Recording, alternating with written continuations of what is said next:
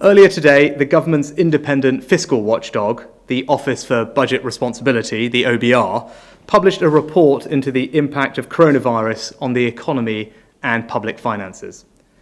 It is important to be clear that the OBR's numbers are not a forecast or a prediction. They simply set out what one possible scenario might look like, and it may not even be the most likely scenario.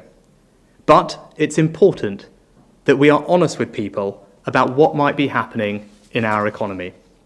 So before I turn to today's health figures, I want to spend a few minutes explaining what the OBR have said, and let me thank them for their continued work. There are 3 brief points I wanted to make. First, the OBR's figures suggest that the scale of what we are facing will have serious implications for our economy here at home, in common with other countries around the world. These are tough times, and there will be more to come. As I've said before, we can't protect every business and every household. But we came into this crisis with a fundamentally sound economy, powered by the hard work and ingenuity of the British people and British businesses. So while those economic impacts are significant, the OBR also expect them to be temporary, with a bounce back in growth. The second point I want to make is that we're not just going to stand by and let this happen. Our planned economic response is protecting millions of jobs, businesses, self-employed people, charities, and households.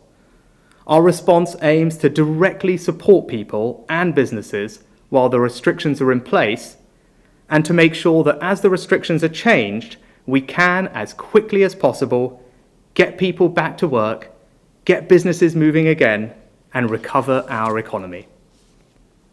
The OBR today have been clear that the policies we have set out will do that.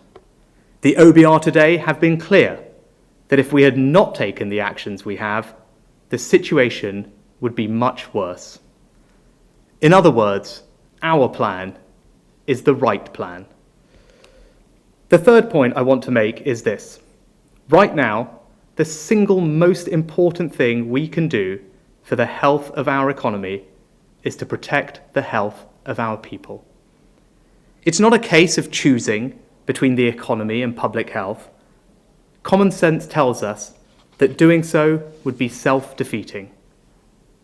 At a time when we are seeing hundreds of people dying every day from this terrible disease, the absolute priority must be to focus all of our resources, not just of the state, but of businesses and all of you at home as well, in a collective national effort to beat this virus. The government's approach is to follow scientific and medical advice through our step-by-step action plan, aiming to slow the spread of the virus so fewer people need hospital treatment at any one time, protecting the NHS's ability to cope. I said in my budget a month ago that whatever the NHS needs, it will get, and we have honoured that promise. Yesterday, we published an update showing that we've given our public services an extra £14.5 billion in recent weeks. We are taking action to increase NHS capacity with more beds, more key staff, and more equipment on the front line. And the Secretary of State for Health and Social Care will be updating on our plans for social care tomorrow. This is why we are instructing people to stay at home so that we can protect our NHS and save lives.